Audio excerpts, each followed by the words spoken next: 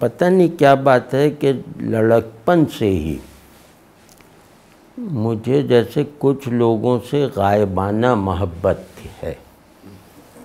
تو شاعروں میں بھی مذہبی یا فلسفے وغیرہ کے لوگوں میں کچھ سے بلا وجہ ایک عجیب سی محبت ہے، اپنائیت اور بہت جذبے کے ساتھ، اور جنہیں دیکھا نہیں کبھی. تو ان میں ایک ہیں جگر مراد آبادی. مجھے ہمیشہ، میں ان کی شاعری کا زیادہ قائل نہیں ہوں، تو لیکن یہ کہ ان کا جہاں بھی نام آتا ہے، خیال آتا ہے، یا ان کے شعر پڑھ رہا ہوتا ہوں، تو شعر میں اصل چیز ہے ان کی کوئی تازہ یاد. میرے لیے ان کا ہر شعر ان کا کوئی نیا پہلو ہے، اور اس کا شعر کے مضمون سے تعلق نہیں ہوتا کہ بس جگر صاحب کا شعر ہے. پھر ان کے ترنم کو بار بار سننا، پھر لوگ ان کی نقل کرتے تھے ترنم میں، تو میں ایسے شاعروں کے پاس جا کے فرمائشیں کرتا تھا کہ یار جگر صاحب کے ترنم میں کچھ سنا دو. اور مجھے یاد ہے کہ وہ اپنی ہی غزل سناتے تھے، وہ شعراء 3-4 تھے، تو مجھے وہ ترنم پہ رونا آنے لگتا، تو باقاعدہ جیسے رونا ضبط نہیں ہوتا تھا. اب یہ جو میں شاعری مجھے پسند ہی نہیں ہے، وہ تو اپنی غزل سنا رہا ہے نا، لیکن مجھے جیسے رونا آنے لگتا تھا. جب ہم سلیم احمد سے ذرا ملے ہوئے 1-2 سال ہو گئے، تو سلیم احمد کے بہنوئی تھے عزیر ہاشمی. عزیر ہاشمی کا جو ہے وہ جگر صاحب کے ترنم کی ہو بہو نقل کرتے تھے. وہ خود شاعر نہیں تھے، تو وہ جگر صاحب ہی کے شعر ان کے ترنم میں سناتے تھے. تو وہ بھی 1-2 برس بعد ہمیں پتہ چلا نا. تو ایک دن انہوں نے ایسے ہی جگر صاحب کے شعر سنائے انہی کے ترنم میں سلیم احمد کے کمرے میں. میں بھی تھا، تو مجھ پہ وہی گریہ سے طاری ہوا. تو سلیم احمد دیکھتے رہے. اس کے بعد جب وہ ختم ہوئی تو باقاعدہ مطلب آنسو نہیں رکے. تو مجھ سے کہا کیا ہوا، تمہیں کیا ہو گیا؟ ترنم بڑا دلدوز تھا، یہ کہا. میں نے کہا نہیں، وہ میرے ساتھ ایک مسئلہ ہے. میں نے بتا دیا کہ جگر صاحب سے مجھے ہمیشہ سے بہت محبت ہے، جب سے میں انہیں جانتا ہوں. کہنے اچھا، تو مطلب انہیں جیسے اس بات سے خوشی ہوئی.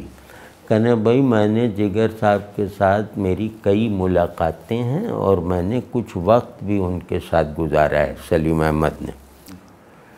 تو تمہیں کیا پہلو، کس وجہ سے محبت ہوتی؟ میں نے کہا مجھے ایسے لگتے ہیں کہ یہ بہت مطلب ان جتنا اچھا ہونا ممکن نہیں ہے. اب حالانکہ مجھے تو میری معلومات تو صرف یہ تھیں کہ یہ بہت کثرت سے شراب پیا کرتے تھے اور مشاعروں میں مقبول تھے. اس کے علاوہ میری معلومات نہیں تھی ان کے بارے میں. کہنے اچھا. اب یہ جو بات میں کروں گا یہ سلیم احمد کے بتائے ہوئے کچھ واقعات ہیں، جن میں سے 2 ایک ان کا چشمدید ہیں. وہ سلیم احمد کہتے تھے کہ بلا شبہ میں نے بھی بڑے بڑے لوگوں کی وہ کی ہے، زیارت کی ہے، ملاقات کی ہے، لیکن سچی بات ہے کہ مجھ سے اگر یہ پوچھا جائے کہ تم نے بالکل صاف پاک باطن سب سے زیادہ کس شخصیت میں دیکھا، تو میں جگر مراد آبادی کا نام لوں گا، جگر صاحب کا نام. یہ سلیم احمد کا جملہ ہے. اب سلیم احمد آپ سمجھیں کہ وہ مولانا اشرف علی تھانوی صاحب کو بھی دیکھ چکے تھے، مطلب، اور جو نام آپ لیں تو وہ بہت مذہبی تھے. تو وہ کہہ رہے ہیں کہ اس معاملے میں میں نے جگر صاحب ایسا آدمی نہیں دیکھا، میں گواہی دے سکتا ہوں. اور اس وقت بھی وہ ایسے ہی تھے جب وہ نشے میں رہتے تھے.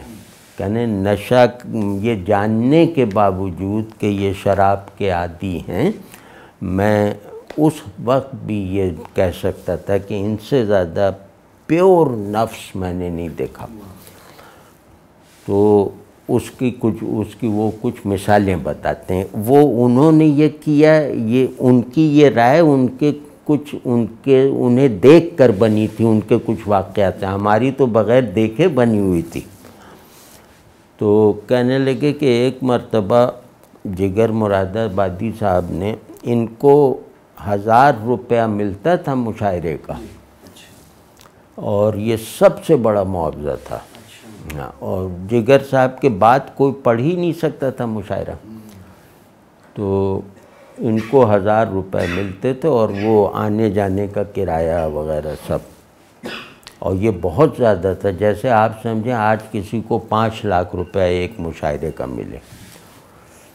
تو یہ چشمے کے جو فریمز ہوتے ہیں نا، وہ کاروبار تھا ان کا۔ یہ ایک وہ تھا اٹیچی سا، اس میں چشمے کے فریم رکھتے تھے، اور یہ سائیکل پہ بیچتے تھے، اور دوسرے شہر بھی مشاعرے میں بھی جائیں نا تو وہ اپنا بستہ ساتھ رکھتے تھے کہ وہاں کی مارکیٹ میں بیچوں گا۔ یہ ان کا ذریعہ روزگار یہ تھا۔ تو یہ کہنے لگے کہ میں ایک مشاعرے میرٹھ میں ہوا، جہاں کہ سلیم احمد رہنے والے تھے، کہنے میرٹھ کالج میں مشاعرہ ہوا، تو ہم لوگ اس مشاعرے کے منتظمین میں سے تھے۔ تو وہ جگر صاحب، میں عقیدت مند تھا ان کی شاعری وغیرہ کا، تو میں جگر صاحب کے خادم کے طور پہ جیسے ان سے لگا رہا۔ تو جگر صاحب نے کہا کہ بھئی ہمیں تم پہنچا دو ہماری جگہ پہ جہاں وہ ٹھہرے ہوئے تھے، میزبانوں کی طرف سے۔ اور وہ اس وقت بالکل ان کو کچھ سجائی نہیں دے رہا تھا، جیسے نشے کی حالت تھی۔ کہنے میرے کندھے پہ ہاتھ رکھ کے بس چلے، باہر نکلے، اور وہ ان لوگوں نے وہ کیا ہوا تھا تانگا، کہ تانگے پہ بٹھا کے، اس زمانے میں رواج یہ تھا کہ مہمان کو تانگے پہ بٹھا کے، تو میں ان کے ساتھ گیا۔ تو جب میں نے وہاں انہیں ان کے کمرے میں پہنچا دیا، اچھی طرح سے سب سمجھا دیا کہ یہاں یہ ہے وہاں وہ ہے، تو میں اجازت لے کے واپس آنے لگا، تو انہوں نے شیروانی اپنی اتاری، جیسے ٹانگنے لگے۔ اس کے بعد وہ جو لفافہ تھا، یا جو 1000 روپے جو تھا، وہ مجھے پکڑایا، کہنے دیکھو ایک تم اچھے لڑکے ہو نا، کہنے میں سمجھا ہی نہیں، کہنے تم مطلب جو کام بتاؤں گا کر لو گے، اور بتانا نہیں کسی کو۔ تو یہ کہنے کہ جی فرمائیے۔ یہ کہہ رہے ہیں سلیم احمد کہ مجھے وہم ہوا کہ یہ خدا نخواستہ مجھ سے شراب منگوا رہے ہیں، تو کہنے میرا عجیب سا وہ تھا، تو کہنے لگے کہ ایسے روپیہ دے کر، اور یہ روپیہ تھا یا لفافے میں تھا، مجھ سے کہا کہ اسی کے ساتھ ایک چٹ ہے، تو یہ 2-3 گھر ہیں، بس تمہیں تکلیف یہ ہوگی کہ تمہیں یہ گھر ڈھونڈنے پڑیں گے، مطلب محلوں کے نام وغیرہ تھے، تو تم بھائی آج دن میں انہیں دے آؤ، 3 حصے کر کے سب کو دے آؤ۔ کہنے میں سمجھا کہ ان کے عزیز وغیرہ ہیں، کوئی پھر بھی اتنا اثر نہیں ہوا کہ میں بالکل عقیدت مند ہو جاؤں۔ کہنے لگے کہ میں اگلے دن جب دن چڑھ گیا، سو کے اٹھے تو وہ یہ کام کرنے نکلے، وہ سب پتے ان کے حفظ تھے، تو یہ جس گھر میں بھی دیتے 3 حصہ، اس میں جیسے پہلے گھر میں پہنچے اس کو دیا کہ جگر صاحب نے دیا ہے، تو وہ جیسے خوشی سے لے لیتے تھے۔ غریب آبادی تھی، تو یہ ہر ایک سے پوچھتے تھے کہ تمہارا جگر صاحب سے رشتہ کیا ہے، تو ہر ایک یہ کہتا تھا کہ ہم نے انہیں دیکھا تک نہیں ہے، بلکہ ہماری وہ غائبانہ امداد کرتے ہیں، اور واقعہ کچھ ہوا تھا، کیا ہوا تھا۔ تو جب کہنے تینوں سے یہ پتہ چلا کہ یہ تو کوئی رشتہ ہی نہیں ہے، کچھ بھی نہیں ہے، تو کہنے میں باہر ذرا سا آگے جا کر ایک سنسان جگہ پر اتنا رویا کہ مجھے یہ لگا جیسے میرے اندر کا سارا زنگ باہر نکل گیا، یعنی میرے دل کو دھویا گیا ہے۔ کہنے اس رونے کا اثر ایسا ہوا۔ تو پھر میں جب واپس پہنچا جگر صاحب کے ہاں تو میں نے ان سے کچھ اس طرح سے رویہ اختیار کیا عقیدت مندی کا، تو انہوں نے یوں کر کے اشارہ کیا اور پھر مطلب دوسرے لوگوں سے باتیں کرنے لگے، اور بالکل یوں کر کے کہا۔ ایک واقعہ جگر صاحب کا یہ ہوا، یہ یاد رہے کہ وہ سائیکل پہ چشمے کے فریم بیچتے تھے اور 1000 روپیہ بہت بڑی رقم تھی، اور وہ انہوں نے اپنے پاس نہیں رکھی، اور اگلے دن بازاروں میں اپنا چشمہ وشمہ بیچتے رہے۔ دوسرا واقعہ بھی اسی طرح کا ہے، وہ تانگے ہی کا، لیکن وہ سلیم احمد کا سنا ہوا ہے، دیکھا ہوا نہیں، وہ کسی اور جگہ کا ہے۔ سلیم بھائی بتاتے ہیں کہ جگر صاحب اسی طرح حسب معمول نشے میں بالکل، وہ ایک میزبانوں نے اپنا ایک آدمی ان کے ساتھ کر دیا کہ ان کو پہنچا کے آئے یا خدمت خادم کے طور پہ، تو یہ تانگے پہ بیٹھے ہوئے تھے اور پھر مطلب اپنی جگہ پہ پہنچے جہاں اور شعراء بھی ٹھہرائے گئے تھے۔ تو دوسرے دن یہ کسی شاعر سے 10 روپے یا 20 روپے مانگا انہوں نے کہ یار تمہارے پاس 10 روپے ہوں گے، 20 روپے ہوں گے؟ تو ان شاعر صاحب نے کہا کہ بھئی آپ کو کل تو 1000 روپے ملا ہے، وہ کہاں گیا؟ تو کہنے لگے یار تم چھوڑو، 10 روپے دے دو۔ تو جب انہوں نے اصرار کیا، یہ روش صدیقی صاحب تھے، روش صدیقی نے یہ واقعہ سلیم احمد کو بتایا۔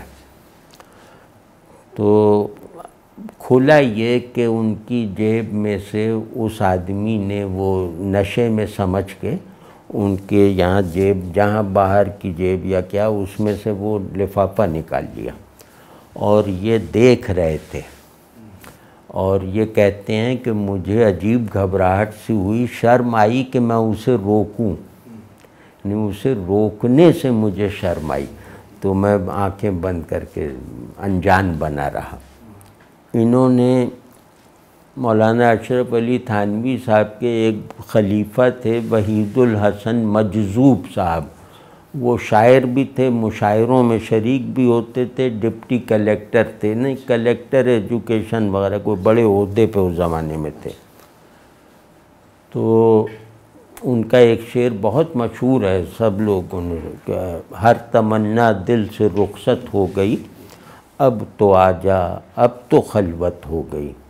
پھر خیر انہوں نے سارا اپنا کیریئر چھوڑ دیا تھا، پھر خانقاہ میں چلے گئے تھے، لیکن بہرحال یہ اس وقت کی بات ہے۔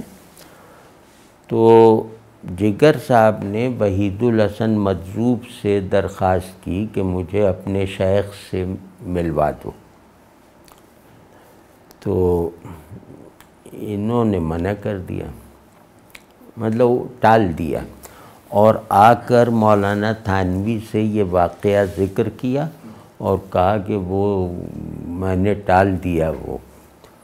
تو مولانا تھانوی نے ان سے پوچھا، اب یہ ملفوظات میں ہے مولانا اشرف علی صاحب تھانوی کے، مولانا نے ان سے پوچھا کہ کیوں؟ کہا کہ ارے وہ تو شراب وغیرہ پیتے ہیں۔ تو انہوں نے پھر ناراضگی کا اظہار کیا مجذوب صاحب پہ کہ تمہیں ضرور لانا چاہیے تھا، اور پھر ایک شعر ان کا سنایا کہ وائس کے سبھی ارشاد بجا، کیا ایماں کا نور نہیں، ایک مشہور شعر ہے۔ کہا کہ بھئی ہو سکتا ہے چھوڑ دیتے وہ، اور ہمیں کوئی بہت بڑی نعمت مل جاتی کہ ہم نے ایسے آدمی کی کوئی خدمت کر دی کہ شراب چھوڑوا دی۔ تو خیر وہ ناراض رہے۔ اس کے بعد یہ ایک بہت بڑے بزرگ تھے مولانا عبدالغنی منگلوری، جن کو جو حیثیت یہاں حضرت تھانوی کی تھی اس طرف ان کی تھی۔ تو اصغر گونڈوی جو ان کے لیے جیسے بڑے تھے، وہ ان کے مرید تھے۔ تو ایک مرتبہ یہ ان سے فرمائش کر کے مولانا عبدالغنی منگلوری صاحب کے پاس گئے۔ مولانا عبدالغنی منگلوری ذرا سا وہ تھے، بہت زیادہ نظر والے تھے۔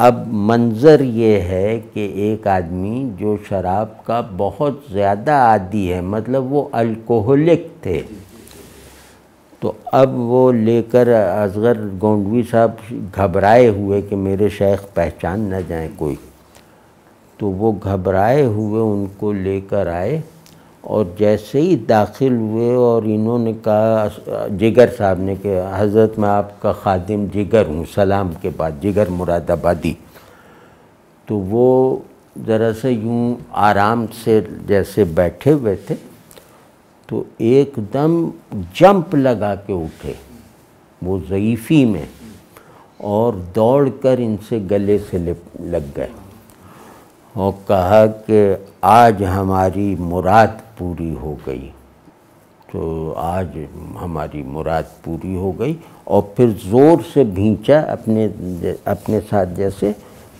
اور کہا کہ جگر صاحب بخل نہ کرنا، یعنی جو ہے مجھے دے دو۔ تو پھر انہوں نے درخواست کی جی کہ مجھے آپ بیعت کر لیں اور میں شراب سے ابھی توبہ کرتا ہوں۔ تو کیونکہ یہ بہت مشہور تھے نا، تو ان کی شاعری اور شراب نوشی ایک ساتھ مشہور تھی، تو وہ بھی جانتے ہوں گے۔ تو توبہ کی، انہوں نے بیعت کے رسمی کلمات نہیں کہلوائے، انہوں نے جیسے ہاتھ میں ہاتھ دے کے، صرف اس وجہ سے کہ ان کا دل نہ ٹوٹے، انہوں نے یوں کر کے ہم ایک دوسرے کے کام آئیں گے، ہم ایک دوسرے کے، اس طرح سے جیسے آپس میں ایک معاہدہ ہو رہا ہے، یہ سمجھ نہیں پائے۔ تو اس کے بعد انہوں نے شراب نوشی یک لخت ترک کر دی، اور ان کو بہت شدید ڈسینٹری ہو گئی اور اعصاب جیسے ٹوٹنے لگے، الکوہولک تھے۔ تو اسپتال میں داخل کروایا گیا، اسپتال والے ڈاکٹر ایک مولانا کو لے کر آئے اور کہا کہ بھئی انہیں سمجھائیے کہ یہ ایک دم نہ چھوڑیں، آہستہ آہستہ چھوڑیں ورنہ یہ مر جائیں گے۔ تو مولانا نے بھی کہا کہ آپ کے لیے جواز ہے، اب آپ کے لیے شراب دوا کی طرح ہے۔ تو انہوں نے کہا نہیں، میں نے اپنے حضرت صاحب سے کہہ دیا ہے، تو اب کیا مرنا ہے تو اچھی حالت میں مر جائیں گے، اس میں کیا ہے۔ اور پھر ایک کرامت ہوتے ہوئے لوگوں نے دیکھی کہ اگلے دن جگر صاحب اس کی کریونگ سے باہر نکل آئے۔ یعنی آپ سوچیں 3 دن 4 دن بعد ایک اتنا پرانا الکوہولک، وہ 4 دن بعد جیسے اس کے پورے اثر سے پاک ہو گیا، مطلب انہیں اس کی طلب ہی محسوس ہونی ختم ہو گئی۔ یہ شاہ عبد الغنی صاحب نے کہا کہ یہ کسی اور کی نہیں، یہ جگر مراد آبادی کی کرامت ہے کہ اللہ کا وہ ایسا دوست تھا کہ اللہ نے ان کو تکلیف میں نہیں رکھا، اور یہ جو 4 دن تکلیف میں گزرے ہیں یہ ہمیں اور تمہیں دکھانے کے لیے ہیں کہ استقامت اس چیز کو کہتے ہیں۔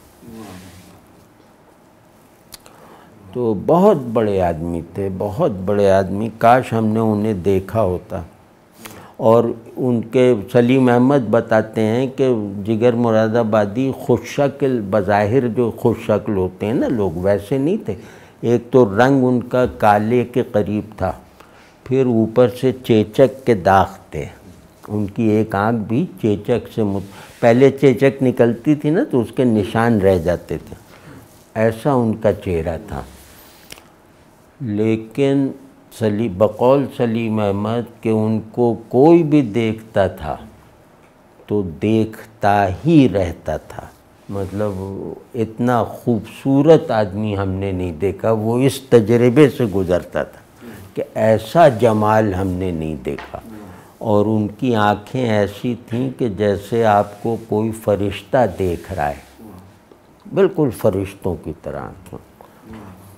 تو اور لاولد فوت ہوئے، اولاد نہیں ہوئی، لیکن یہ کہ بہت، اور پھر بعد میں تو بہت ہے کہ وہ مشاعروں کی آمدنی اپنے خرچ میں نہیں لاتے تھے، اور ایک آدمی ہر ہفتے 1000 روپے کما رہا ہے، مشاعرے پہلے بہت ہوتے تھے نا، تو وہ اس کا پیسہ اپنے اوپر اپنے گھر پہ خرچ نہیں کرتے تھے، بالکل نہیں۔ تو وہ اپنی جو تھوڑی بہت آمدنی تھی تو ان کا جو گھر تھا وہ مطلب کچا سا گھر تھا، بالکل معمولی سا، بہت معمولی گھر مراد آباد میں، اسی میں وہ فوت ہوئے۔ تو اب آپ خود سوچیں کہ ایک آدمی امیر بن سکتا تھا نا، تو وہ نہیں بنا۔ تو ان لوگوں کو دیکھ کر کچھ سبق حاصل ہوتے ہیں۔ مطلب ایک تو یہ کہ کبھی کسی کے بارے میں فیصلہ اس کا موجودہ حال دیکھ کے نہ کرو، اور ظاہر میں جو جتنا اچھا ہوتا ہے، اچھا ظاہر اچھے باطن کی دلیل نہیں ہے۔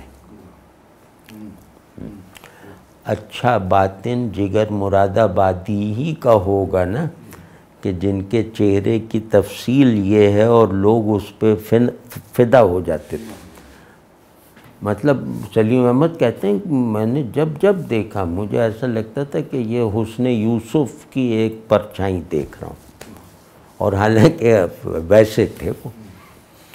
تو دوسرے یہ کہ وہ اچھائی میں مذہبیت لازم نہیں ہے۔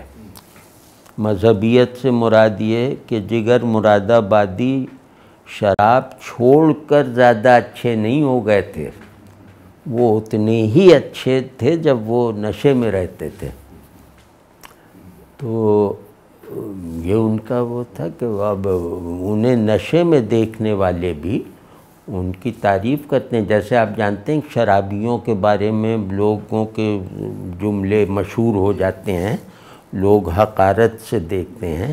جگر مراد آبادی کو کبھی بھی شراب نوشی پر طعنے نہیں سننے پڑے کسی سے بھی، اور جبکہ ایک ایسے ماحول میں جہاں شراب نوشی ظاہر ہے بہت ہی بری بات ہے، انہیں کوئی نہیں کہتا تھا۔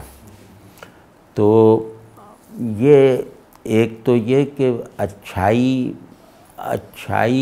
ہر چیز سے پہلے ہے، ہوتی ہے یا نہیں ہوتی۔ تو اچھائی جو لوگ اس طرح کے ہوتے ہیں نا، یہ اچھے ہوتے ہیں، پھر اس کے بعد جو چاہے شراب پئیں شراب نہ پئیں، شاعری کریں شاعری نہ کریں، نماز پڑھیں نماز نہ پڑھیں، یہ سب اچھائیاں ان کی اپنی رہتی ہیں محفوظ۔ تو جس کی اچھائی کے احکام کی خلاف ورزی کر کے بھی ختم نہ ہو، وہ جینوینلی اچھا آدمی ہے۔ اب دیکھیں اچھا ہمارے ذہن میں اچھا برائی ہے نا، یہ کہ بھئی ایک آدمی نشہ کر رہا ہے تو ایک بری حرکت ہے نا، لیکن وہ بری حرکت وہ آدمی کر رہا ہے تو ہمیں اس کی برائی کی طرف نظر ہی نہیں جا پا رہی۔ میرے دوست کرمانی صاحب، وہ اردو بازار میں کتابوں کی تجارت کرتے تھے، وہ دکان بند کی، شراب خانے پہنچے، وہاں اپنا شوق پورا کیا، اور گھر پہنچے۔ گھر جا کر صبح اٹھے اذان سے پہلے، خوب اچھی طرح نہائے دھوئے، ٹوپی پہنی، قرآن شریف کھولا، نماز پڑھی، بالکل وہ پھر وہی رات کو پھر نشے میں پھر۔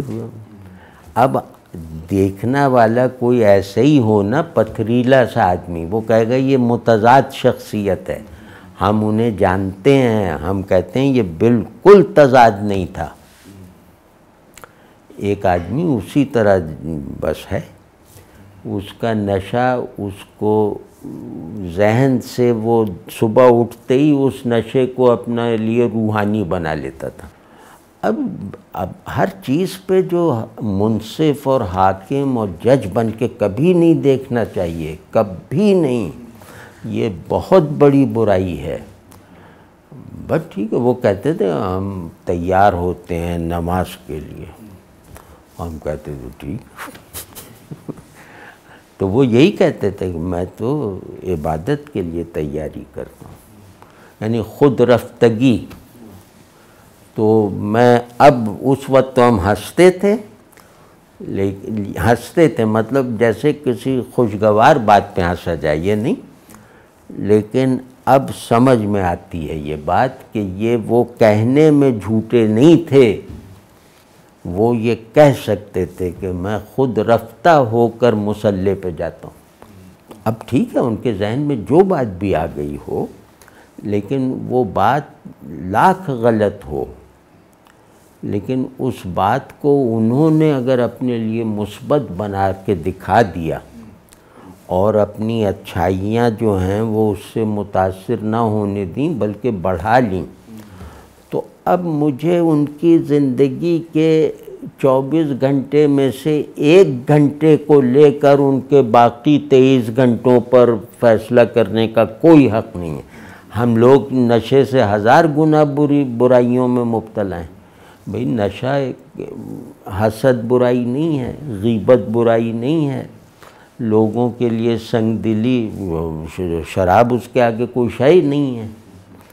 تو یہ سب ہم گوارا کیے بیٹھے ہیں، جیسے حضرت عیسیٰ علیہ السلام نے فرمایا نا کہ تم اونٹ چھانتے ہو، نہیں، مچھر کو چھانتے ہو اور اونٹ نگل جاتے ہو۔ اے فریسیو، تم مچھر کو چھانتے ہو اور سالم اونٹ نگل جاتے ہو۔ تو اللہ نہ کرے، بس سب اچھے ہیں اور سب، بس برا وہ ہے جو معاشرت میں برا ہو، بس جو معاشرت میں برا ہے اس سے فاصلہ رکھیں۔